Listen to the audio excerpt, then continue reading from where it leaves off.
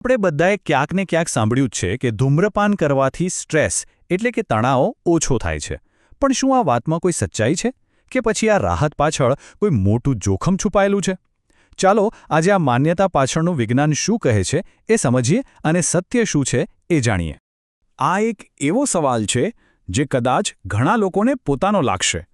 આજની ભાગદોડવાળી જિંદગી અને સતત તણાવ વચ્ચે શું સિગારેટ ખરેખર એક ઉપાય છે કે પછી આ એક મોટો ભ્રમ છે જેનાથી આપણે સૌ અજાણ છીએ? તો સવાલ એ છે કે આ સંબંધ શરૂ ક્યાંથી થાય છે?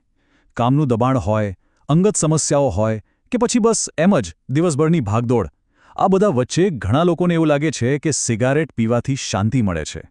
ચાલો આ માન્યતાના છેક મૂળ સુધી જઈએ. આ એક એવી દલીલ છે જે આપણે વારંવાર સાંભળતા હોઈએ છીએ. એવી એક સામાન્ય માન્યતા છે કે સિગારેટનો એક કશ જાણે બધા જ તણાવને ધુમાડામાં ઉડાવી દે છે. પણ શું આ જે માનસિક શાંતિનો અનુભવ થાય છે એ સાચો છે કે પછી એ માત્ર થોડી ક્ષણોનો એક ભ્રમ છે?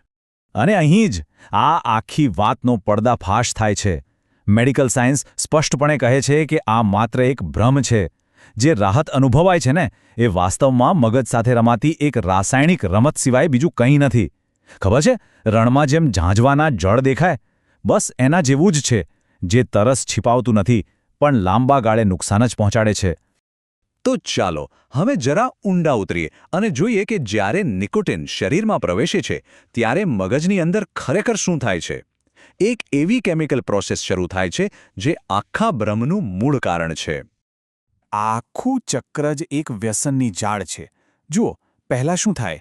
નિકોટિન મગજમાં જઈને ડોપામાઇન નામનો ફીલ ગુડ હોર્મોન રિલીઝ કરે છે. એટલે થોડી સેકન્ડ માટે એકદમ સારું લાગે. પણ જેવું જ લોહીમાં નિકોટિનનું લેવલ ઘટે, શરીર બેચેન થવા લાગે છે અને પાછી એની જ માંગ કરે છે. અને પરિણામ? તણાવ ઓછો થવાને બદલે પહેલાં કરતાં પણ વધારે ભયાનક બની જાય છે. હવે જરા આ બે ચહેરાઓ વચ્ચેનો તફાવત જુઓ. એક તરફ થોડીક સેકન્ડની શાંતિનો મીઠો ભ્રમ છે અને બીજી તરફ લાંબા ગાળે વધતી જતી ચિંતા અને બેચેનીની કડવી વાસ્તવિકતા. આ એક એવું ચક્ર છે જે રાહત નહીં પણ નિર્ભરતા વધારે છે. આ તફાવત જ બધી વાત કહી દે છે. અને વાત અહીં અટકતી નથી. આ કોઈ સામાન્ય ચક્ર નથી. આ તો એક એવી ઊંડી જાળ છે જેમાં ફસાયા પછી વ્યક્તિની માનસિક મજબૂતી ધીમે ધીમે ઓછી થતી જાય છે. કેટલી મોટી વિડંબણા છે ને! જે વસ્તુને તણાવ દૂર કરવાનો ઉપાય માનવામાં આવે છે એ જ વસ્તુ ખરેખર તો આગમાં ઘી હોમવાનું કામ કરે છે અને સમસ્યાને ઓછી કરવાને બદલે અનેક ગણી વધુ ગંભીર બનાવી દે છે.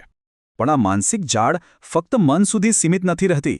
હવે જોઈએ કે આ ભ્રમ કેવી રીતે ધીમે ધીમે આખા શરીર માટે એક સાયલેન્ટ કિલર એટલે કે એક શાંત હત્યારામાં ફેરવાઈ જાય છે.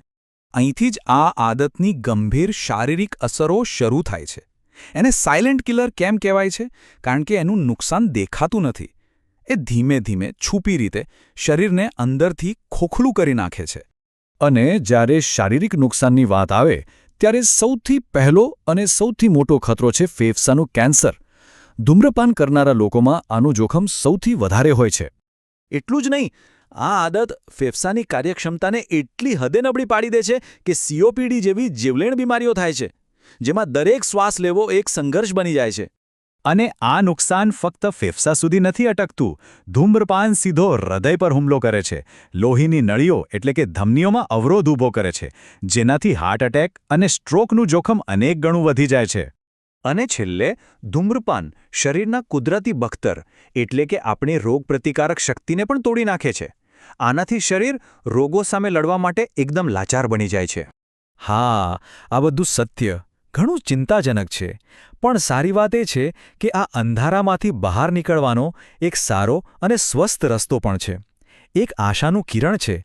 એ વાત સાચી છે કે આ આદત છોડવી શરૂઆતમાં થોડી મુશ્કેલ લાગી શકે છે. પણ વિશ્વાસ રાખો, આ કાંટાળા માર્ગની બીજી બાજુએ એક એવું ઉજ્જવળ ભવિષ્ય છે જે જીવનને નવી ઊર્જાથી ભરી દેશે. તો પછી તણાવને દૂર કરવા માટે કયા સ્વસ્થ રસ્તાઓ અપનાવી શકાય? ઘણું બધું કરી શકાય છે. ડાન્સ કરો, પાર્કમાં ચાલવા જાઓ, કોઈ મનપસંદ સંગીત સાંભળો. આ એવી પ્રવૃત્તિઓ છે જે માત્ર તણાવ જ નથી ઘટાડતી પણ જીવનમાં સાચો આનંદ પણ ભરી દે છે. છેવટે તો આખી વાત દરરોજ લેવાતી એક પસંદગી પર આવીને અટકે છે. એક એવી પસંદગી જે આપણું આવતીકાલનું ભવિષ્ય નક્કી કરે છે. આ શબ્દોની ગંભીરતા પર જરા ધ્યાન આપીએ. જો આજે ધૂમ્રપાન નહીં છોડાય તો કાલે કદાચ શરીર સાથ છોડી દેશે. આ એક ચેતવણી છે જે એ પસંદગીનું પરિણામ સ્પષ્ટપણે દર્શાવે છે. તો અંતે આ એક જ સવાલ બાકી રહે છે, જે દરેક વ્યક્તિએ પોતાની જાતને પૂછવાનો છે. આગામી સિગારેટ સાથે કયા ભવિષ્યની પસંદગી થઈ રહી છે? એક કાંટાળો, બીમારીઓથી ભરેલો રસ્તો, કે પછી એક સ્વસ્થ અને સુખી જીવન? પસંદગી આપણી છે.